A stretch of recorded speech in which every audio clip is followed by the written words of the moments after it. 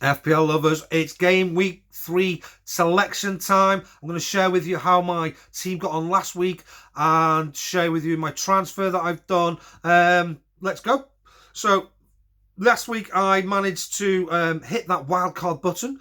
Finger was hovering on the Sunday night. I was happy to do it based on the fact that, quite simply, I needed to make some transfers. My team was crap, and I wanted to make some changes. And I saw what I wanted. I got rid of Mo Salah, which is and still will continue to be a very big gamble. But we'll still see how my team got on, and it got on by getting 76 points last week. How close? That's about the best place, I think.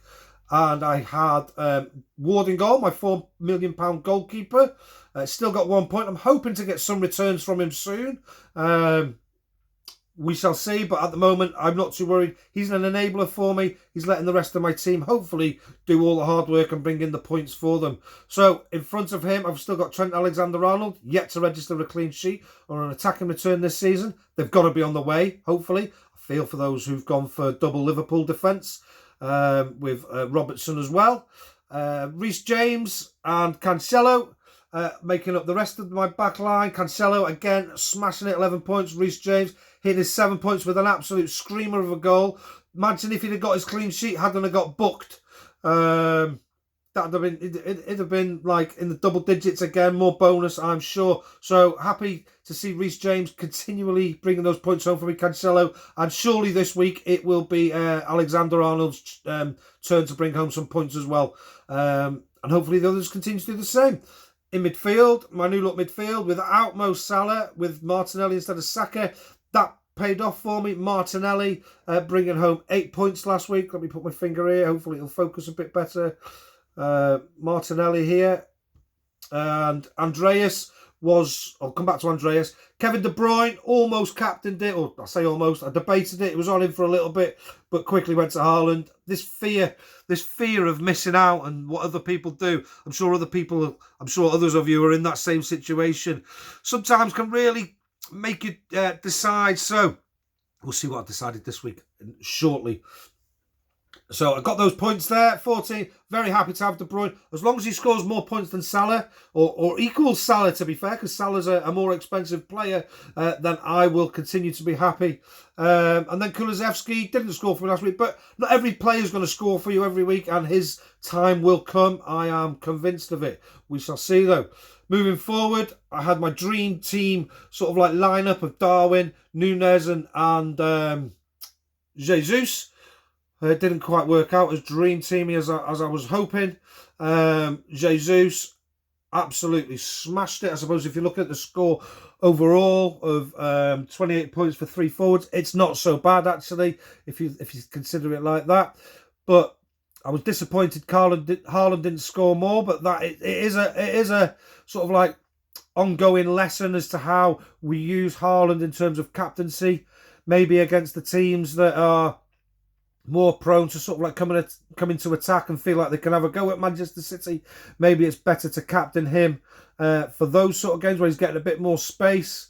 And maybe it's better to captain Kevin De Bruyne. This is obviously for my team in the games where the defence is going to sit back. Those harder games, because he is the master at unlocking defences, and the position he picks up, he's hard to pick up. Whereas Haaland, sort of, we know where he's going to be. It's just picking him up, I suppose. Yeah, happy days. Now on my bench, let me just up here. It's easy to get disappointed for leaving points on the bench. I've got Nico Williams on the bench at 7 points, De Silva on the bench at 8 points. I could have had, if I played one of those instead of Andreas Pereira, which is my weekly sort of dilemma or decision to make, I'll be going through those 3 on the bench and Andreas Pereira and deciding which one I think is going to get the most points that week, using such things as the points prediction tool on Fantasy Football Hub, who I use all my stats for. Link will be in the description below. Using the bench recommendation tool on the Premier Fantasy Tools, which I use quite a lot as well. So I use those, and then my eye test and what I sort of feel to help me make my decision. And we'll see how that goes over the season. But ultimately, there is an enabling position, and I'm not going to lose too much sleep about it. but safe in the knowledge that I've got players that can come on and get points for me, which is always nice. You know, have a full playing bench, and it's at an absolute minimal cost. 2 £4 million defenders, 2 £4.5 million midfielders, and lots of people going trying to bring in De Silva this week. So I'm very happy to have brought him in last week before the prices increase, and it's helping my team value as we go. Let's look at my team for this week then. So, transfers this week. Out went Darwin Núñez. I couldn't not, as much as I want him in my team moving forward. I'll be looking to bring him back in a few weeks' time, but let's see what happens. This is FPL after all. But he has gone out, and I have brought in this week, based on the fixtures, and it's short-term sort of like signing for me.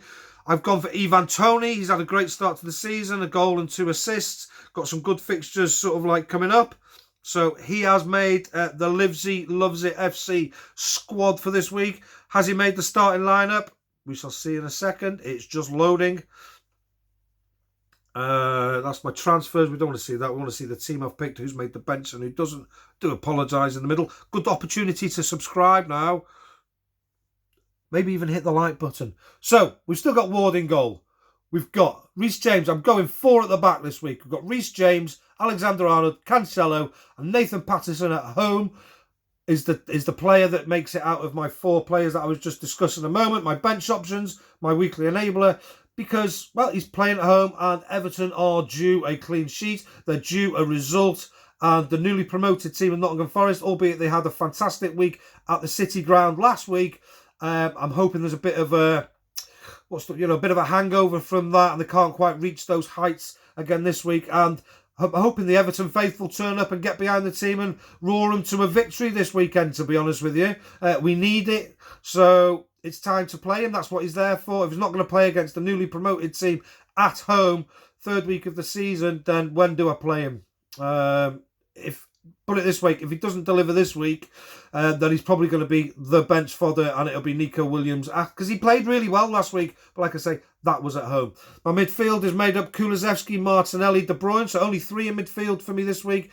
Very, very rare thing for me to do that. It feels quite strange, but then FPL has changed this season. The value in defence is much better than it is in midfield. I mean, below Martinelli at 6.3, I really can't see any players that I really, really want, to be honest with you. Hence why I've gone with the 4.5 millions, because for me, they're just as good a value as any as the 5.5 million pound players that are out there, to be honest with you. And then up front, as you can see, new player in there, Ivan Toney, alongside Haaland, who has made my captain choice this week.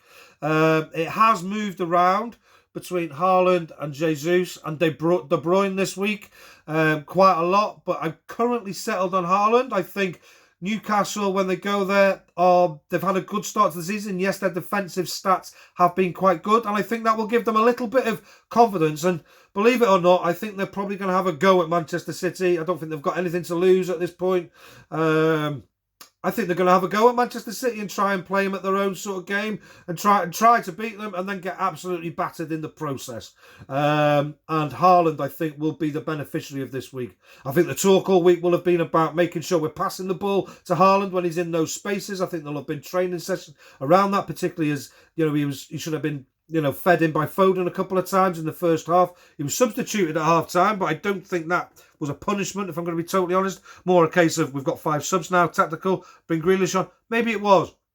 Anyway, I fully expect players to be looking to assist him a little bit more. So I'm hoping we reap the benefits of that this week. And Jesus absolutely smashed it this week. Doesn't mean he can't again, away to Bournemouth, I suppose. But he did struggle a little bit against Crystal Palace in terms of being able to get loads of points on the board when that was away from home. So maybe he will be better at home this season. I don't know. It's a tough one. Bit of a flip of a coin. I'm quite happy with any 3 of those to be my captain this week. But currently, like I say, it rests on Haaland. I'm hoping that'll be a little bit of a differential, to be honest with you. And we shall see. So that's my team for this week. I hope it's a great week for you all. If you like my channel, again, or like what I'm doing, please subscribe. Next week, we'll have the graphics back, and we're going to look to build this channel. Got an idea for a new show, which I'm going to be sharing with you next week. Maybe a cheeky little daily one. We shall see. It's going to be hard work, but it's something I really want to do. That's it, guys. I'm out of here. Have a great game week. Who loves you? Livesey loves you.